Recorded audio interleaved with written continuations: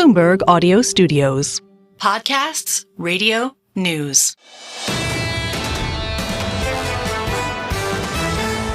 This is the Bloomberg Surveillance Podcast. Catch us live weekdays at 7 a.m. Eastern on Apple CarPlay or Android Auto with the Bloomberg Business app. Listen on demand wherever you get your podcasts or watch us live on YouTube. Anastasia Amoroso, she joins us. She's a chief investment strategist at iCapital. Anastasia, we'll get to the markets overall. I want to talk to you about what has been a little bit different tack. The private market. I just did a read for Commonwealth. We go down, we talk to these Commonwealth folks, these advisors. They're talking about private equity, private credit, hedge funds, this alternative investments. What do you guys see at iCapital in terms of the demand for private investments? Right. Well, we obviously see a very big pickup in demand for private investments. And I think that's been the story of ramping up over the last 10 years. That's how long iCapital has been around, or a little bit longer. But really in the last 3 or 4 years since I've joined, I've seen this immense pickup in demand for alternatives. And I think part of that has been because private investors have been looking at what institutions have been making in, let's say, private equity buyout strategies or private credit, and they wanted to expand their portfolios to that. Part of the interest also, I think, picked up when back in 2022 you saw the 60-40 portfolio that was down 17%, but a lot of these private market strategies held up really well and in some cases delivered really strong positive returns. So I see an immense demand for alternatives, and we do actually have quarterly flows that we're able to share that we see on our platform where private clients are allocating. And private credit has definitely been an area of focus, an area of interest. It's about 37% of the flows that we see on the platform.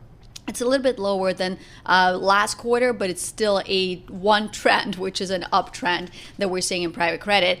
Private equity is interesting because it's about 47% of the flows that we see on the platform, and that is actually a sizable pickup from last quarter. So that tells me that investors are seeing the valuation environment stabilize. These questions about, well, don't private markets, don't properly adjust valuations, I think those questions are now behind us, and investors are feeling comfortable to step into things like private credit. The other thing I would mention, Paul, infrastructure investing has really been attracting a lot of interest. When we look at the flows, we saw initially all the real asset flows go into real estate, but that number has started to pare back as infrastructure investing has picked up. So I would say tremendous interest. The question is not why alternatives, but how, which ones, and how much. Does the trajectory suggest that private credit will exceed private equity at some point?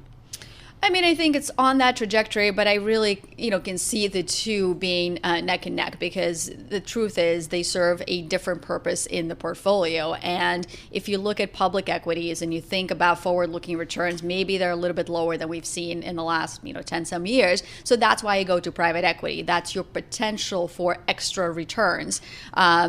And when you think about private credit, that's really your potential for extra income in the portfolio. So I think the two serve very different purposes, but investors are increasingly seeing them as an extension of what can I do in equities and what can I do in credit. Who are those investors? It's not mom and pop. Well, maybe not mom and pop just yet, but I will say, look, that the typical allocation for institutions is about 40%, maybe in some cases 50%. The typical allocation for an ultra high net worth investors, about 15%. But when you look at financial advisors, 15% into alternatives? 15%. Gotcha. Yes, but when you look at some of the smaller investors, they may work with an RIA advisor that you were mentioning. The allocations tend to be much smaller. And the stats that I see is that 36% of advisors, those RIA advisors, allocate to alternatives. And if they do, that percentage tends to be something like 5%. So there's a tremendous amount of interest and potential for future growth in this adoption of alternatives, because most advisors we talk to and survey do see those allocations rising. And, John, it's not yet every single investor that has alternatives in their portfolio, but that's something that we're really focused on at iCapital is how can you bring down the minimums? How can you reduce the friction? How can you build structures that are suitable for individual investors?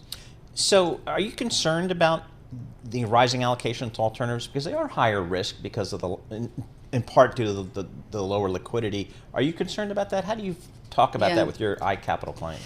Well, I would say there are different kinds of risks. And, there is a mark-to-market risk, and there's a getting whipsawed in the markets based on how many rate cuts we're projecting or not. And from that standpoint, I would actually argue the public markets may be riskier because there's this sentiment factor. There's this technical dislocation that's very much possible in public markets on a daily basis. So from that perspective, I would argue some of the alternatives that don't have to get mark-to-market every single day may actually be a better risk-adjusted return, part of your portfolio. But you bring up a good point, of course, which is the liquidity. And, yes, individual investor does need liquidity. Do they need 100% liquidity? No, but are they able to take some illiquidity risk? Probably yes. So that's why we don't see the allocations going to 40 or 50% for individuals as they are for institutions. But up to a 20% allocation, I think that's how you square that risk of having the liquidity, but at the same time giving yourself potential for higher income, for higher potential returns, and also diversification. Does the word private mean opaque when it comes to investing and just about everything? Look, sometimes that is the perception, but I wouldn't say that's the reality. And, private means it doesn't get traded on a day-to-day basis. Private, in the case of private credit, for example, means that most of these are buy and hold long-term securities that are meant to be held until maturity. And yes, there's this perception that because, you can't see the mark every single day, there's lack of transparency. But the truth is that these assets do get valued on a quarterly basis. These assets are audited on an annual basis. And, one of the things that we're really focused on iCapital is bringing that transparency by putting those performance numbers in front of investors so they're readily able to see them. And look, they're always going to be with a lag because that's just the mechanics of private markets. You have to get the valuations in, you have to get the reporting in. But what I can say over the last 15 years, if you look at the 60-40 portfolio relative to all the different private market strategies, most of those private market strategies have handedly outperformed the 60-40. For example, buyout, growth equity delivering returns of 14 or 15%, private credit about 9%. So it's been a very compelling place to be. Tying in people looking for higher returns in the alternative space, I'm going to tie that in with a report. We came out of Goldman Sachs earlier this week where they were forecasting much lower returns for public equity markets over the next decade versus this prior decade. Maybe low single digits they were talking about. 3%. What did you make of that? Look, there's a lot of variables that go into that. And in fact, the report cites 5 different variables. But the thing about that is they're most likely treated as static variables versus something that's going to evolve. And of course, on the surface, it makes a lot of sense that when equities are trading at 22 times multiple, if that's your starting point, the forward-looking returns mechanically will be lower, based on that. There's also this concern about the concentration risk in the Max 7 companies that maybe are not going to be able to deliver. Look, I do think returns because of valuations and equities should be somewhat lower than they have been in the past. But valuation aside, the U.S. economy is most likely still going to continue to grow. It's most likely still going to continue to innovate. So I think if companies deliver that 7 to 10% earnings growth, despite valuations, which maybe bring the overall returns down a little bit, I still think we would be towards the top of the range, which is about 7%. Anastasia, thank you so much for joining us. Anastasia Amoroso, she's a chief investment strategist at iCapital, joining us here in our Bloomberg Interactive Broker studio.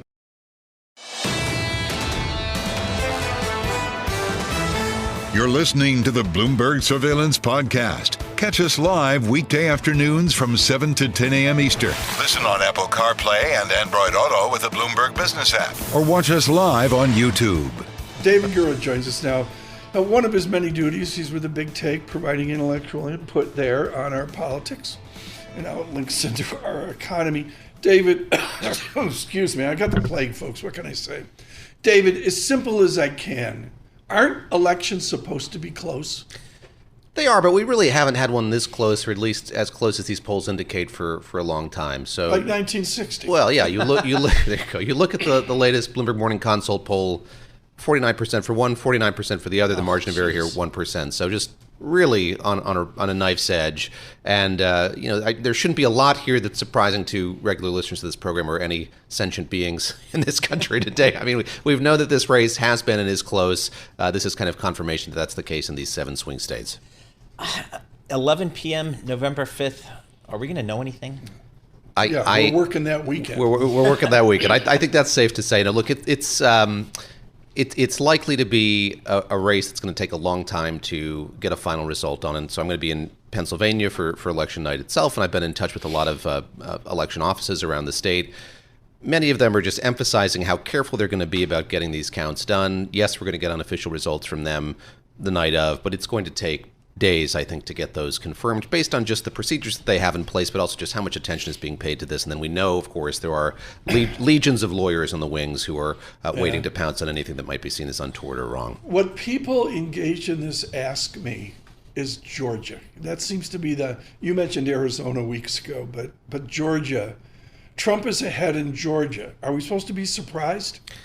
That is probably one of the closest races of these 7 and has been for a long time. I think that it's a must-win for the former president. It's one that Vice President Harris would like to win. She's going to be there today with former President Obama and with Bruce Springsteen for a big event. Donald Trump was there last night for a big rally. So they're investing a lot in it. This is a state that has early voting. People have been going to the polls already, and the turnout has been incredibly strong. So to summarize, very important for both of these candidates, of more paramount importance, I think, for former President Trump. What do we know about down ballot? Is it as close there listen to as you. it is? That's a girl. You can it up. I listen to Joe Matthew. I watch Joe Matthew. Down ballot, they played reggae like no one. Exactly. Is it as close to there, David? It's very close, and it's going to take some time as well to kind of find out what the composition and the balance is going to be in both the House and the Senate. You know, it's interesting. You watch how these rallies unfold. Donald Trump isn't one to sort of envelop or elevate those down ballot from him. Yes, they show up at his rallies, but that's, of course, not the star of the show. They're not the star of the show. You see Vice President Harris on stage with a number of these candidates for Senate and House, especially in these contested races. So, both parties are paying close attention to how all of this shakes out. And you look at that map of the United States, we focus on not just swing states or swing districts, but sort of swing neighborhoods almost. A lot of those dovetail with these very hotly contested congressional races. Do celebrities matter? Do people actually vote because Lisa Mateo's on stage with someone? I would, of course.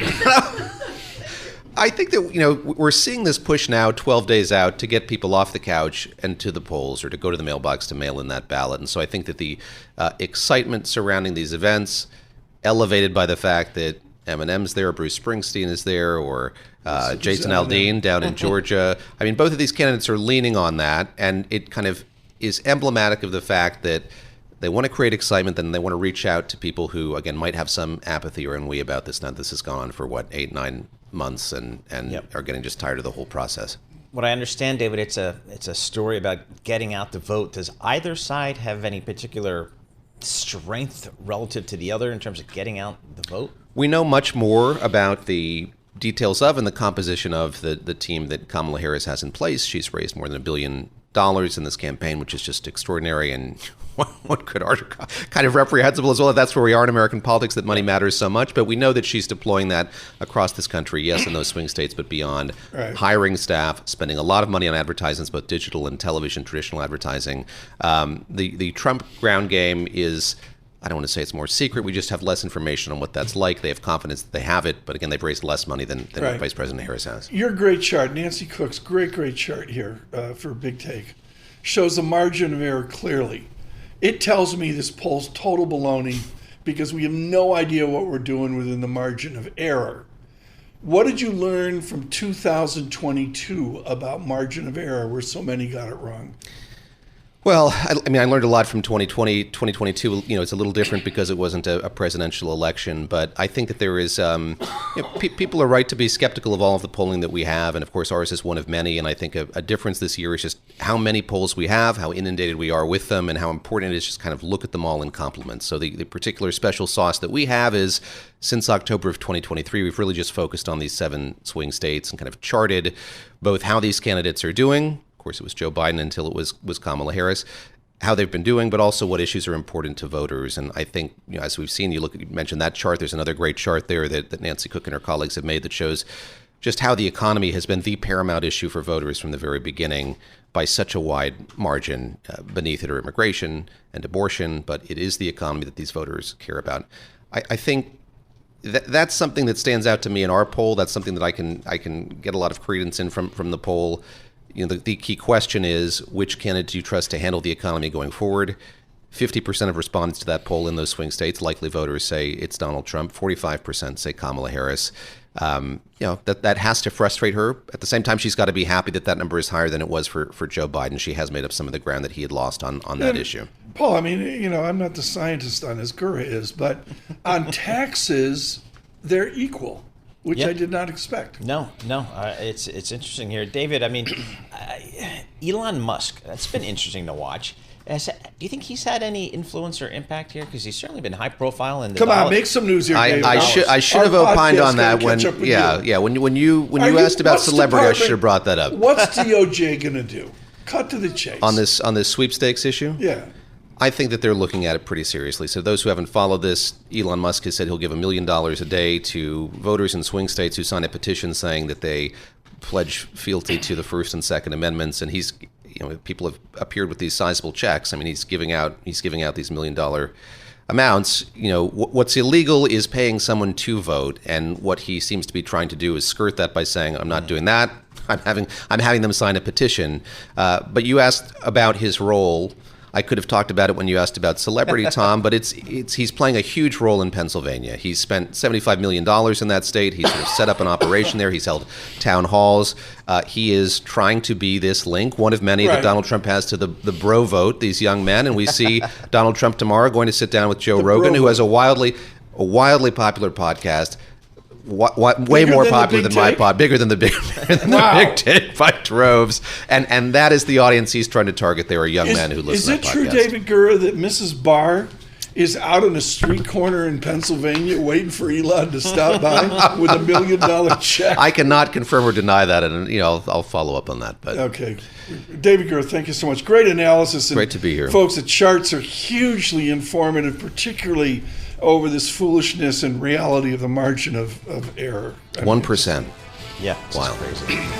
This is the Bloomberg Surveillance Podcast. Listen live each weekday starting at 7 a.m. Eastern on Apple CarPlay and Android Auto with the Bloomberg Business app. You can also listen live on Amazon Alexa from our flagship New York station. Just say, Alexa, play Bloomberg 1130. Dress now soberly and somber after hitting the ball deep to left field with Tesla.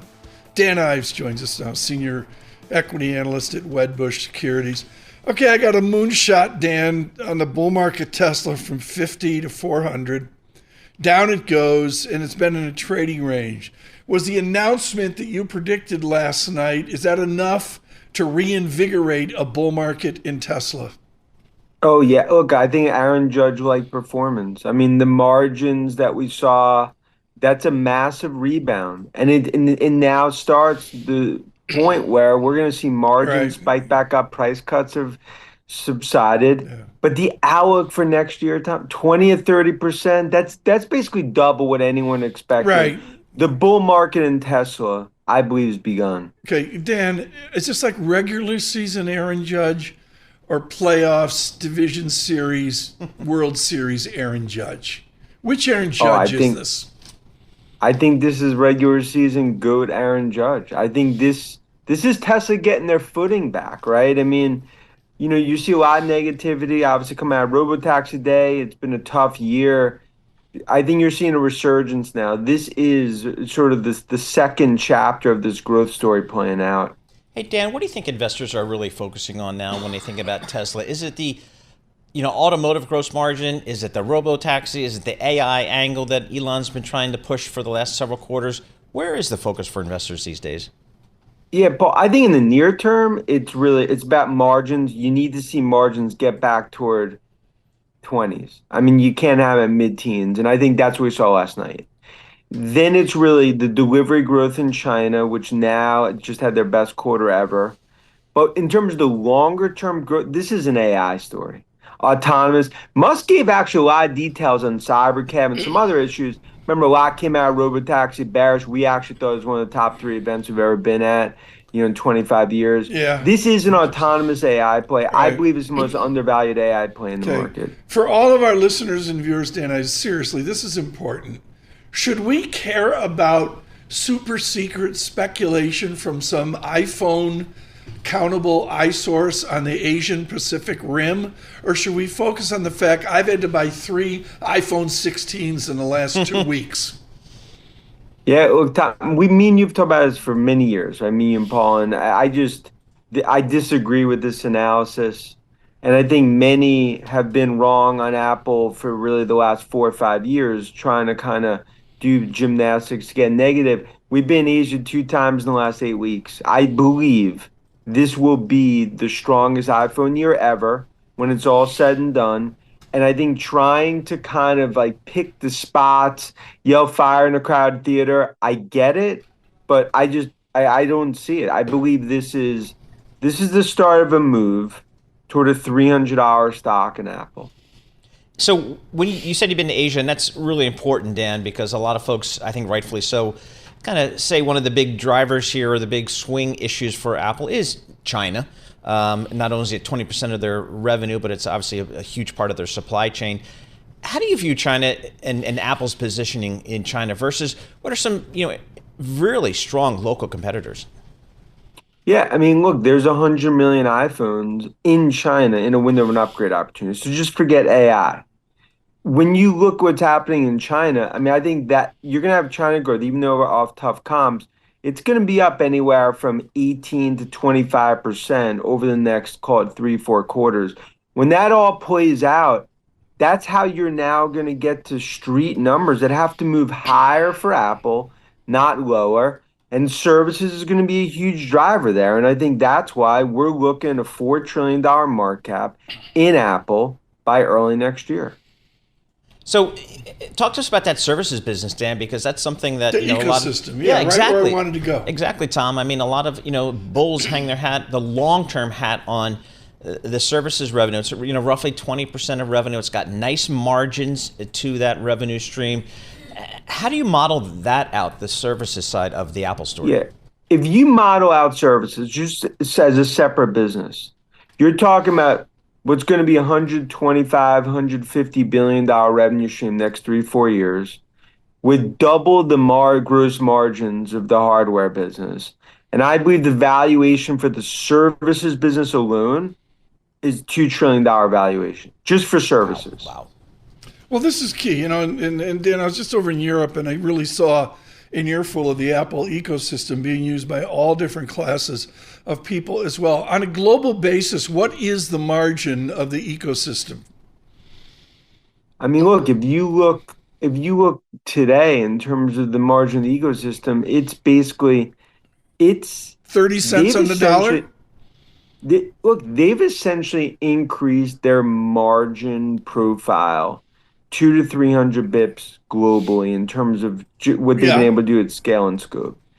I think that even what we've seen in Europe, I think the biggest issue right now is when you think about AI, right, and you think about what they're driving, that is going to be a U.S. and essentially Asia and specifically China-centric story for the next 18 months. That are the core growth drivers for Apple. What's your single best idea right now? Everybody's going to say you're bullish on everything, but what's the Dan Ives single best idea right now? It's been the Messi of AI, Palantir, best pure play AI name out there. That continues to be our best idea, along, of course, with Apple, Microsoft, Tesla. Talk to us about Palantir. A lot of people don't know what that is, so I'm going to ask you to just, what do they do and why is it your best idea? Yeah, Palantir is what makes them so unique. When you think about AI, and you got Godfather of AI, Jensen, NVIDIA, the way that you actually build out use cases for enterprises is Palantir. So when we think about AI and you think about the AI revolution, they're a software company that essentially builds use cases on top of what NVIDIA, what the hyperscalers build. That's why we believe this is just, to me, it's one of the most unique names I've ever seen. Dan Ives, thank you so much. Congratulations on Tesla. Must admit, victory lap there for Mr. Ives this morning. He is at Wedbush.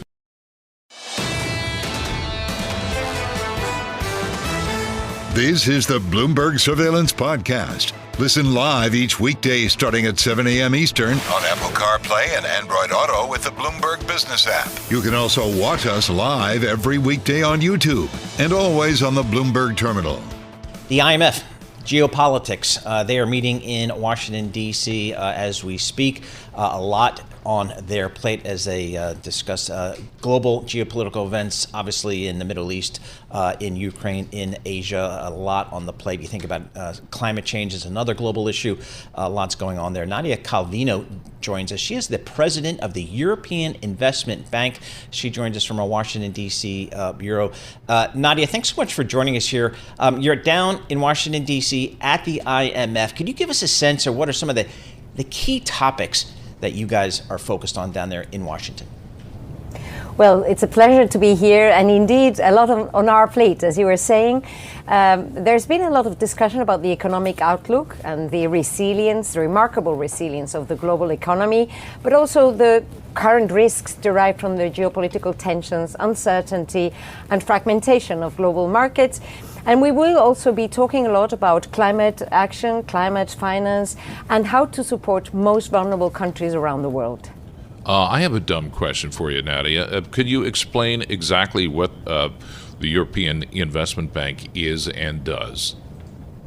Yes, no, of course. The European Investment Bank is one of the European institutions. It was created when the European institutions were created, decades ago. And it is the largest multilateral financial institution in the world with a 600 billion balance sheet. We do 90% of our investments inside the EU, financing all the key infrastructures from energy, trains, also innovative investment in frontline companies, frontier technologies. And 10% outside the EU, but that means 8 to 9 billion euros a year. So we're a very important partner of the multilateral family.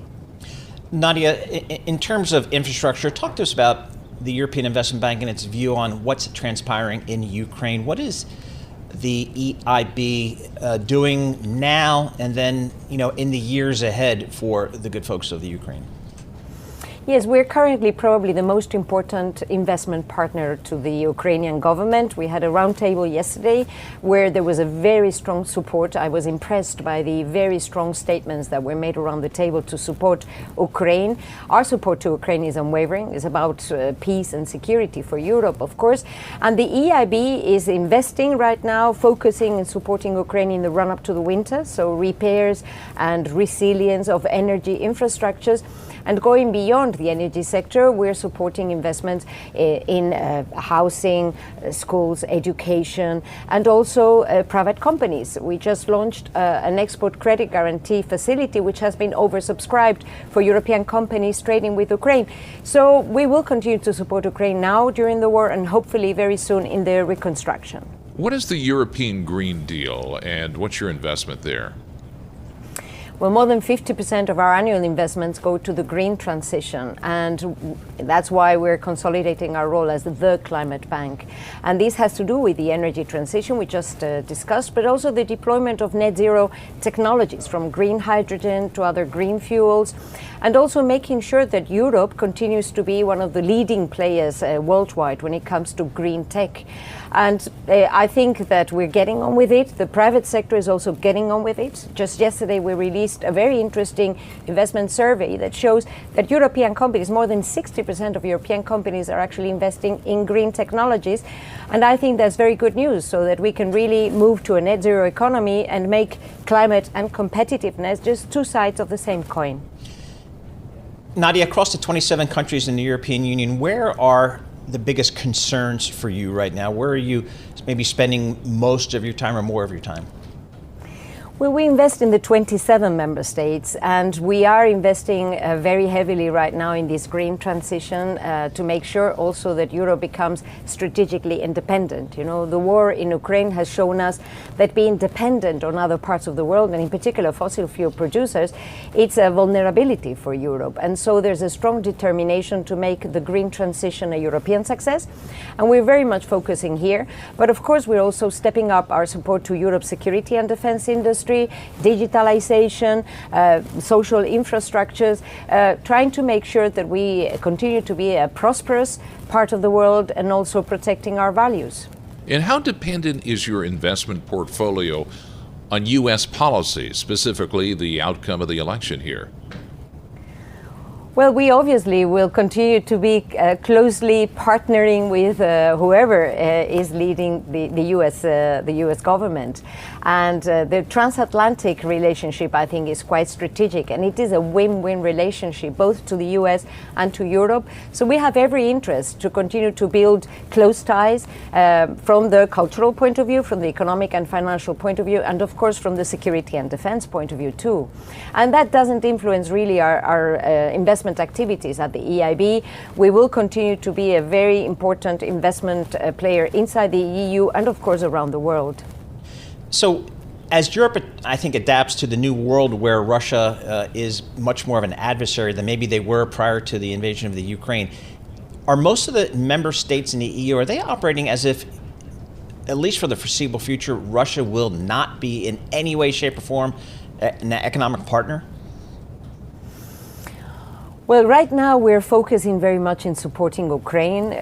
I hope that this war ends as soon as possible and that we can, see how the new global order is shaping up in a manner which is more constructive. What we're seeing in the last years is growing tensions, growing wars, and that obviously is not good for the global economy, and that is not good for the citizens' perception of stability and happiness, if I may put it this way.